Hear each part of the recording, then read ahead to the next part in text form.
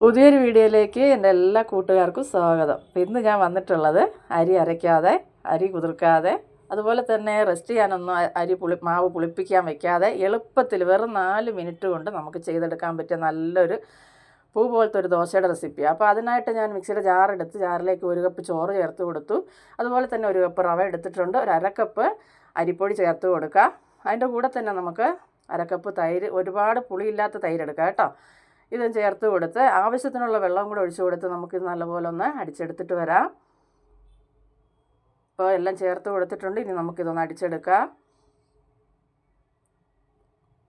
അടിച്ചെടുത്ത മാവ് നമുക്കൊരു പാത്രത്തിലേക്ക് ഒഴിച്ചു കൊടുക്കാം.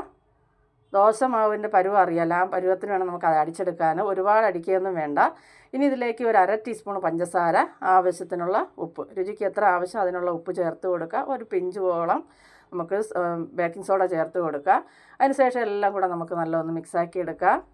അപ്പോൾ മാവ് ഒരുപാട് കട്ടിയായിട്ട് തോന്നുവാണെങ്കിൽ ഒരല്പം വെള്ളം കൂടെ ഒന്ന് ചേർത്ത് കൊടുക്കുക. ഞാൻ മിക്സിയുടെ ജാറ് കഴുകി ഒരല്പം വെള്ളം കൂടെ ചേർത്ത് കൊടുക്കുന്നുണ്ട്.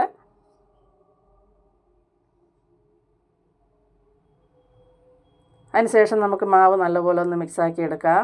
പിന്നെ റെസ്റ്റ് ചെയ്യേണ്ട ആവശ്യമൊന്നുമില്ല, വളരെ എളുപ്പത്തിൽ തയ്യാറാക്കാം. അപ്പോൾ വീഡിയോ കണ്ട് ഇഷ്ടപ്പെട്ടാൽ പെട്ടെന്ന് ഒരു ലൈക്ക് അടിക്കുക.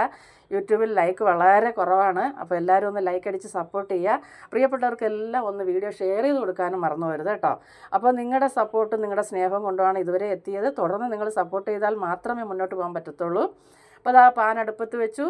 പാൻ ഒന്ന് ചൂടായി വരുമ്പോൾ നമുക്ക് മാവ് ഒഴിച്ച് കൊടുക്കാം. മാവ് ഒഴിച്ച് ചുറ്റിച്ചെടുക്കാം.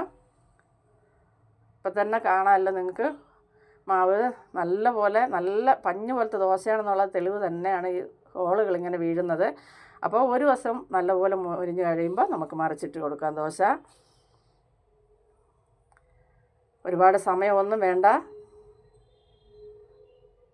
റെസ്റ്റ് ചെയ്യണമെന്നുള്ളതോ അല്ലെങ്കിൽ തലേദിവസം അരച്ച് വെക്കണോ ഒരു ആവശ്യമില്ല. പെട്ടെന്ന് ചെയ്തെടുക്കാവുന്ന ഒരു റെസിപ്പിയാണ്. അപ്പോൾ എല്ലാവരും ഒരിക്കലെങ്കിലും ഒന്ന് തയ്യാറാക്കി നോക്കാം കേട്ടോ. അപ്പോൾ ബാക്കി ദോശയെല്ലാം നമുക്കിതുപോലെ ഒന്ന് ചുട്ടെടുക്കാം.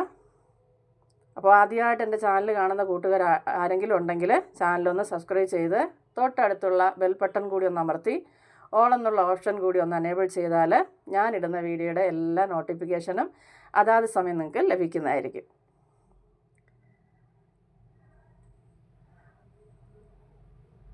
അപ്പോൾ ബാക്കി മാവെല്ലാം നമുക്കിതുപോലെ ഒന്ന് ഒഴിച്ചെടുക്കുക. അതിനുശേഷം ചമ്മന്തിയോ സാമ്പാറോ ഏത് കറിയുടെ കൂടെയാണോ നിങ്ങൾക്ക് കഴിക്കാൻ ഇഷ്ടം അതങ്ങനെ ഒരു കറിയും കൂടെ തയ്യാറാക്കിയാൽ മതി.